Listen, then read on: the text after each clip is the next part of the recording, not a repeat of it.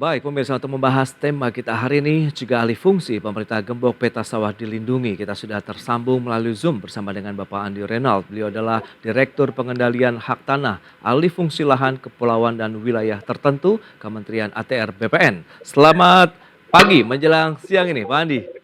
Selamat pagi dan siang Mas Bras, apa kabarnya?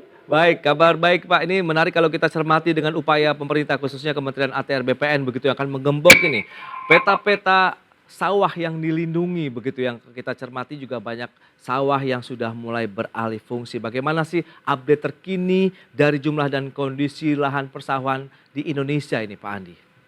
Baik, terima kasih Mas Bras. Jadi begini, di dalam data kami Kementerian ATR BPN, kondisi existing ada sekitar 7.463.948 juta hektar.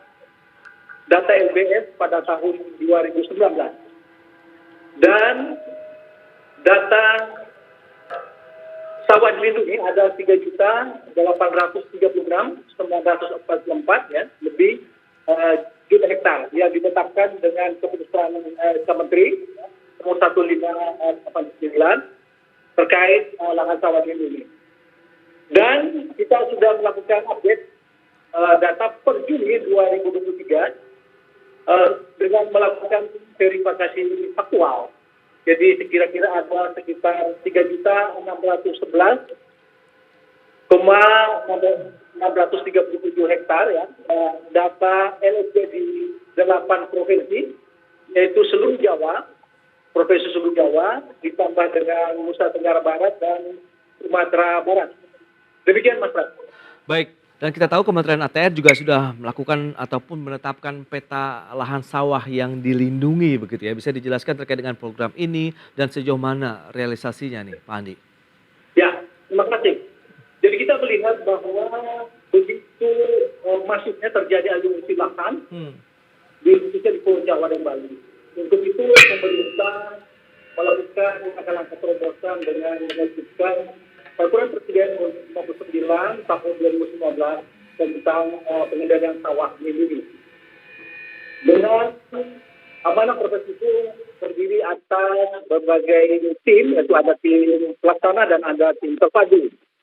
Yang diketuai oleh tim terpadu oleh Bapak Menteri Pertanian dan terdiri atas 9 kementerian dengan 12 eselon 1 yang bekerja. Tim pelaksana ini kemudian menyerahkan hasil pekerjaannya kepada tim terpadu oleh beberapa menteri yang ketua hariannya oleh Bapak Menteri ATR BPN. Dan alhamdulillah pada tahun 2021 ya ditetapkan lahan sawah dilindungi ya dengan luas 3.836,94 hektar ya. Dalam pelaksanaan ini alhamdulillah cukup efektif untuk meredam, untuk mengendalikan laju alih fungsi lahan sawah. Khususnya tadi yang ditetapkan di 8 provinsi, yaitu di seluruh Jawa, ditambah dengan NTB dan Sumatera Barat. Terdiri atas 191 kabupaten kota. Dalam perjalanan itu alhamdulillah ya cukup menekan, cukup bisa untuk menekan laju alih fungsi lahan di 8 provinsi itu. Baik. Dan Kementerian ATR juga mencatat bahwa ini alih fungsi lahan pertanian ataupun persawahan ini juga terus bertambah begitu kondisinya. Nah sebenarnya faktor apa sih membuat alih fungsi ini terjadi semakin cepat dan masif ini Pak Andi? Oh ya, terima kasih. Jadi memang kita lihat bahwa banyak faktor, multifaktor ya, penyebab terjadi alih fungsi lahan khususnya di perkotaan. Yang pertama adalah kita tahu bahwa lahan atau tanah itu tidak bertambah, sementara manusianya penduduk semakin bertambah. Kemudian ada pertumbuhan kota. Ditambah dengan faktor-faktor investasi, kemudian ada perubahan di tata ruang wilayah. Itu semua merupakan faktor pengurang atau menjadi mempengaruhi ya luasan lahan sawah, ya lahan sawah dilindungi. Demikian Mas Pras. Baik, nah lantas berapa besar luasan sawah yang sudah mengalami alih fungsi, kemudian sebagian besar tadi lahan itu beralih fungsi menjadi apa begitu kan? Kita tahu juga pemerintah kan sedang menggenjot kawasan-kawasan industri baru, kawasan ekonomi khusus. Apakah bersinggungan dengan rencana pemerintah tersebut atau beralih fungsi menjadi hal yang lain, misalnya kawasan perumahan misal? Ya, ya betul. Jadi itu suatu yang sangat mempengaruhi. Kita ketahui bahwa sejak ditetapkannya LSD itu, ya, dan juga begitu banyak ditetapkan sebagai proyek strategis nasional, Ya. kawasan industri dan seterusnya. Dan juga dipengaruhi oleh ada perubahan, ya, permintaan alih fungsi pertanian menjadi permukiman atau perindustrian.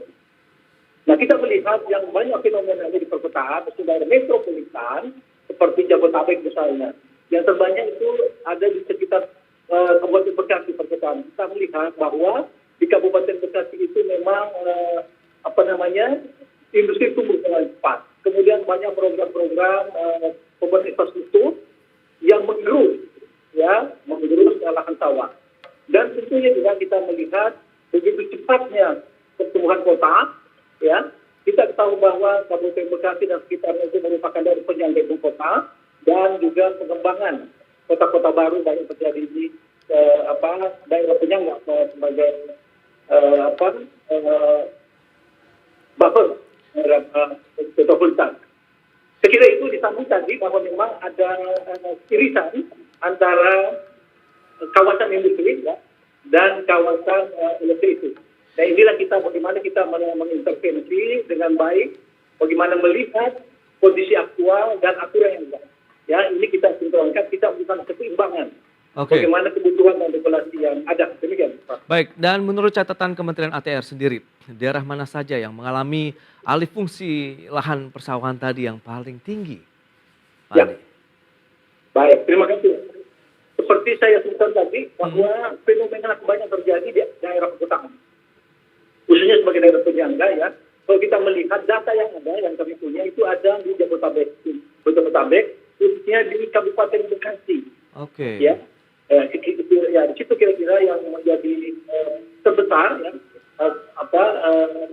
perubahan alih fungsi lahannya, gitu. Karena tadi pengaruh industri, kemudian juga ada perubahan tata ruang di daerah Kabupaten Bekasi itu, dan juga permintaan permukiman, gitu ya. Tentunya sesuai dengan rencana tata ruang.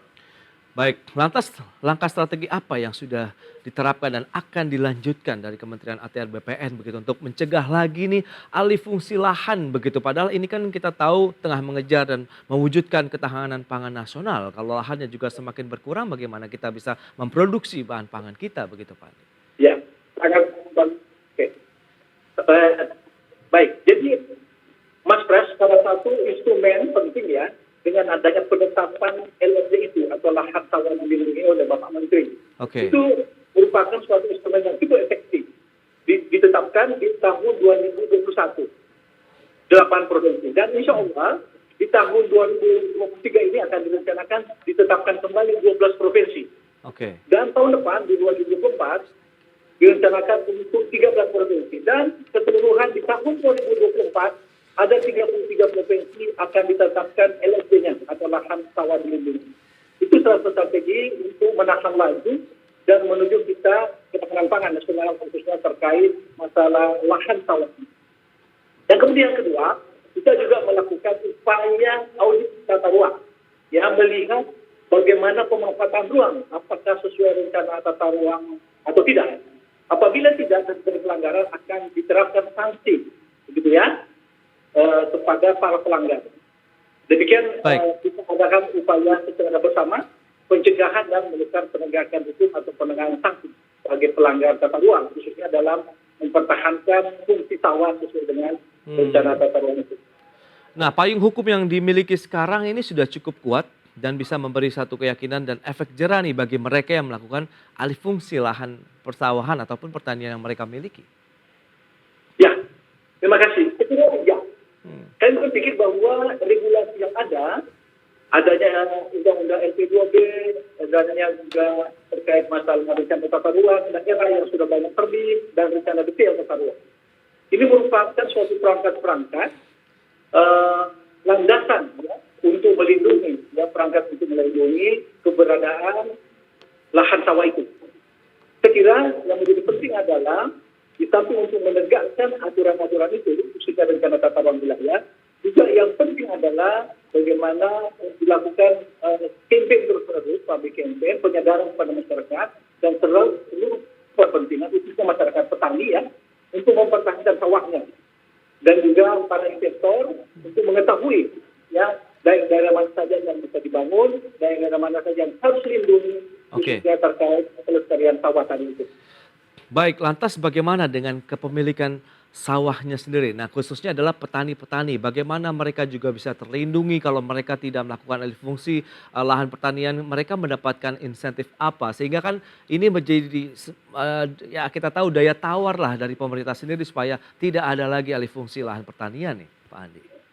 Baik, ini menarik dan pertanyaan sangat bagus. Jadi di samping kita melakukan atau menetapkan lahan sawah di Iya. Indonesia itu untuk tujuan pelestarian dengan pangan, dan juga kita memperlakukan adanya insentif baik instrumen fiskal maupun non fiskal kepada petani atau kepada kelompok tani pemilik lahan ya.